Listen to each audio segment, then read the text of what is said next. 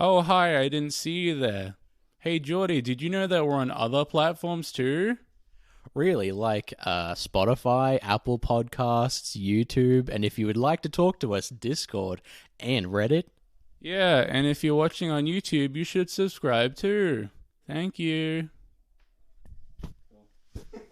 One take. Good evening, everyone. Welcome to Sleepy View, Yeah. starring both of us. If you Starring- can't see, Starring Bruce Willis and Hathaway, maybe? and Bradley Pitt. Yeah, I don't know who the female actress was. I don't know. It was not Anne Hathaway though. Anne Hathaway. we watched 12 Monkeys.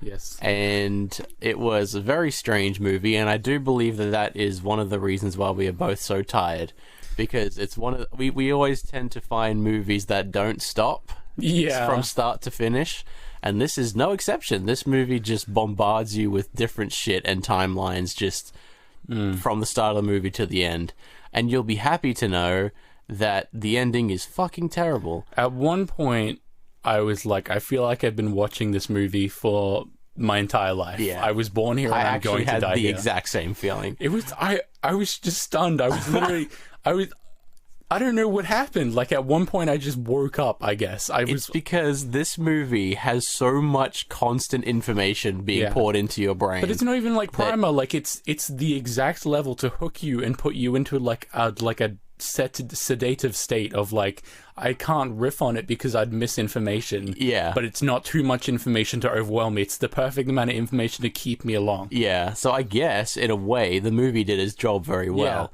Because we didn't riff on it at all, pretty much, the whole time. We did. A little bit, but it just fucking doesn't stop. I don't know if that's even true. Like, I don't know. It's just weird. Like, okay, I guess, Jordy, what happened in this movie? Because the beginning is the end and the end is the beginning. This movie is a loop. Yeah. Except it's not, because it breaks time travel fucking things at some point. What do you mean? Do you remember how they reconstructed the phone call of the lady being like, oh, it's carpet cleaning, oh, 12 monkeys. They had that one, but they didn't have the one where he did it in the future, where he was at the airport and made the phone call. Yeah. Even though, you know, that it would already have happened. Yeah. That already happened like in 1990. So, if you can't already tell, this is a time travel movie. Yeah. You will definitely need to get out the old notepad so that you can make note of all the different timelines here, because there's only one timeline. There's not separate timelines. There's only one. It keeps just jumping around between him being in fucking time prison and then him. That's kind of what it is. And actually. then him being he's fucking insane. Yeah. And I felt like I was going insane with him. Yeah. And I suppose that is supposed to be the point of the movie. Is it though? Well, I think you're supposed to wonder if it's actually happening or not at all. I mean, you're not though, because we know it's happening. We know it is, but then you start to second guess it because he second guesses it at the end. We're meant to watch the female character get to grips with this being real because of the bullet and stuff. Because she's been studying this guy essentially her entire life. And she didn't know. Yeah, even though she had that photo of him and she recognized him. That made me fucking wonder.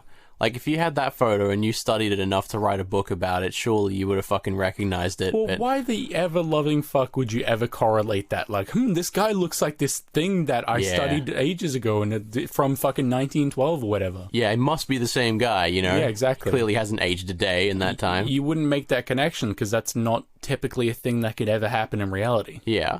It's... I don't know. Jordy, okay, I just want to ask you this, Jordy. Who released the virus? The redheaded guy. What happened? What were the 12 monkeys? I don't know. You don't? No. That could be partly due to the fact that I am almost asleep. Explain to me what you know about the 12 monkeys. Well, they were the organization that wanted to wipe out the human race with a virus. No, they didn't, though. Well, they let a bunch of animals escape from the zoo, and then this one guy let off a virus. Who came up with the idea of letting out the virus? Supposedly, it was him, wasn't it, James? It's Bruce Willis. Yeah, James. Bruce Willis came up with it. Yeah. He said to fucking James Golfoyd, or whatever the fuck his name was, Goilfrey. What was his name? Like, I Goyley? don't know, man. James Goyley, I think was. And Like, that doesn't make sense to me in a time kind of way. Like, in my mind, this movie is a circle. But how was the circle created in the first place? You know? Yeah. Because you don't really get an ending to this movie. That's why I was pissed off before. I literally said to Jordy, I like halfway through the movie, I turned to Jordy and was like, wow, you're going to hate the ending of this movie, because I remembered what it was. See, usually I get a little bit of a payoff from these types of movies because my feeble little mind isn't meant to think this much. Okay. And I really have to put it to the test to stay awake and conscious during this much information bombardment. And I didn't even get a payoff in the end. I just got, like, the beginning of the movie. I fucking said at the start of the movie, this is one of these movies that starts at the end. And I expected to actually find out what the reasoning behind it all was, and I feel like I am none the wiser. I kept guessing things that were going to happen, much like Bruce Willis in the movie, and I was just shocked every time I guessed something correctly. Even though you had seen it. Yeah, but like 7 years ago I saw it. Yeah. It's... Okay. Would you recommend this movie? Because I wouldn't. I would, because it's really interesting. I think... Okay, you know what?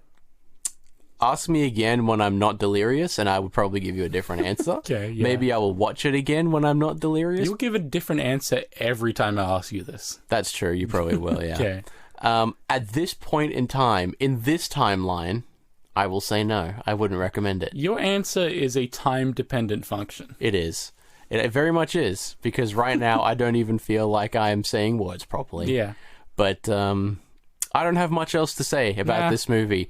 I do apologize for this rather short episode. But I mean, there's no expectation of length. You know, which if you are looking for a movie that, you know, we tend to review movies that you need to think a little bit about. This movie will do that. You will have to think about it. You will have to pay attention. I don't think you would watch this movie anymore because we spoiled the fuck out of it. We have, yeah. But maybe you can make sense of something that we can't. The art design was really awesome because it's Terry Gilliam and he has awesome technical and design and dystopian views. I could, like Tom said while we were watching it, there's not really a genre you can put on. It's not like steampunk or anything. It's literally like Terry Gilliam. Because Brazil looks like this. Brazil is all this wacko, like, weird technology that's all, like, English compilation of, like, tubes and fucking screens and old tech. It's pretty cool. Like, I would suggest maybe if you were interested in that type of, like, set design or something, maybe watch this movie. But it kind of quickly goes towards, like, halfway towards the end of the movie because that's when... Yeah, the first half went pretty quick. The second half was like, wow. Yeah, it's a wild ride, this movie. I will definitely say that. So if you are looking for a bit of a wacky Friday date night movie, then maybe this is your one. But I don't know if you... With, like, rape in it? A date night movie with, like, insinuations. Well, I'm just saying, like, if you want to watch a wacky movie for date night, then you can watch this one. Or you can watch a normal people movie and not have to wonder whether you're in the right timeline or not. Okay. Cool. Like I am right now. Yeah. So we'll see you all next week, because I don't have anything else to say. And I apologize. That I do have to say. Goodbye. Bye, everyone.